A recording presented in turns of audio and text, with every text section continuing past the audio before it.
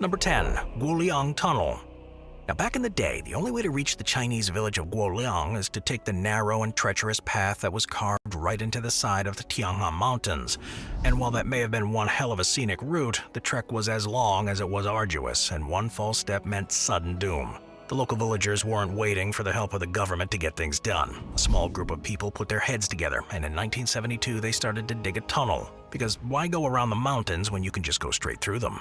The group was small, made of just 13 humble people, and while they wanted this tunnel dug during more modern times, the people of Guoliang didn't have access to things like excavators, bulldozers, or something as seemingly trivial as dynamite, so the only thing they could do was to get digging by hand. That's right, it took 26 hands 5 years to dig a tunnel about 3/4 of a mile long, 16 feet tall and 13 feet wide.